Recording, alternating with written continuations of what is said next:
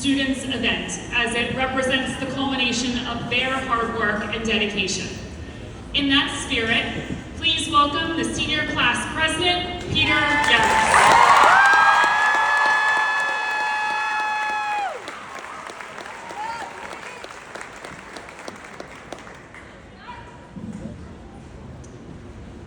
Before I begin, I owe a huge thank you to everyone who has enabled me to be on this stage today. To my teachers who met me where I was at every step of my education and challenged me to the highest standard, thank you. To the administration who answered every silly question I had and listened to me every time I wanted to bother you, thank you.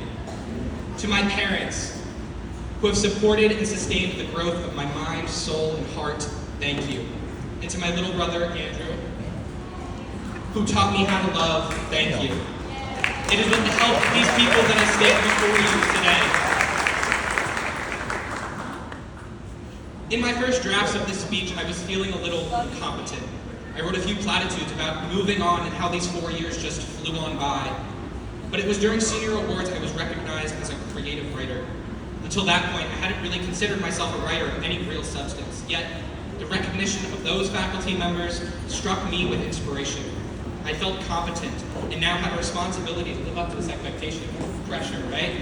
But seriously, it made me realize something. All of us in this room, students, faculty, and family alike, should internalize. Sometimes we're the last people to notice our own worth. Recognizing yourself is a difficult task.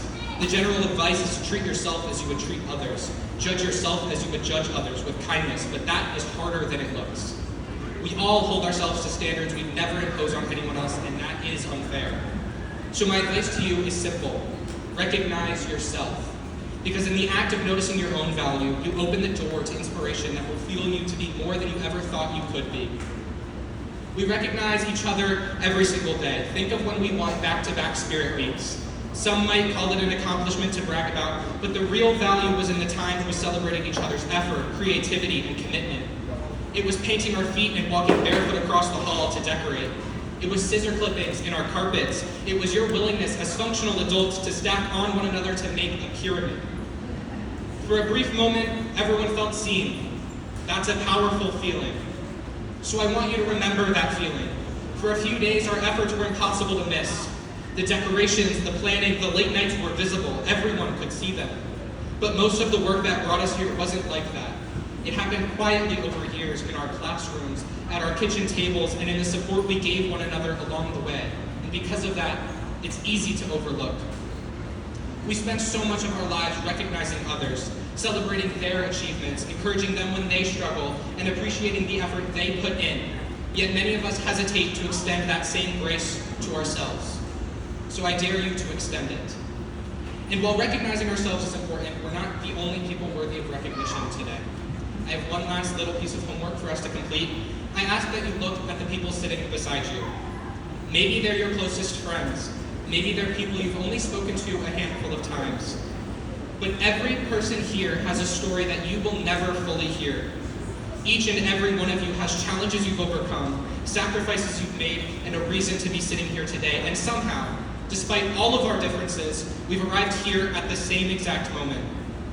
As we leave here today, we'll earn new titles, degrees, jobs, and accomplishments, but before any of that, I hope you learn to appreciate the person who got you here. Because when you recognize your own value, not who you might become, but who you already are, you create the confidence to become even more. A few moments ago, we received our diplomas, the official recognition of everything we've accomplished. But alongside that, we're asked to do something on our own. We move our own tassels. Maybe that's fitting. Before we let the world recognize us, we should be able to recognize ourselves. To acknowledge the work, growth, and perseverance that brought us to this moment. No one can do that part for us. Truly, thank you.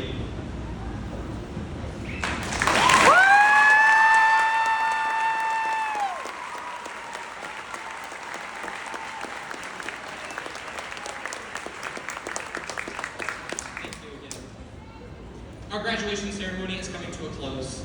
As we end with some final traditions, I would like to remind everyone that at the conclusion of the ceremony, please allow the graduates time to recess out of the gym. You can meet your graduate in the media center, cafeteria, or in the vestibule outside the gymnasium. Thank you. Tradition has it that moving of the graduation tassel marks a student's journey through academia. At the start of tonight's ceremony, your tassel was on the right side, signifying your time as a student. At this time, please join me in moving your tassel to the left, confirming your newfound status as a graduate.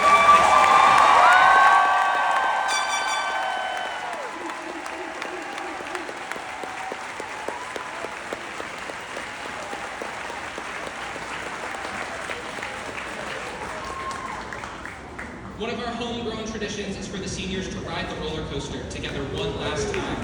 At this time, I'd like to invite Nick Grayton, Gavin Herrera, and Gavin Romeo to the stage to lead the cheer.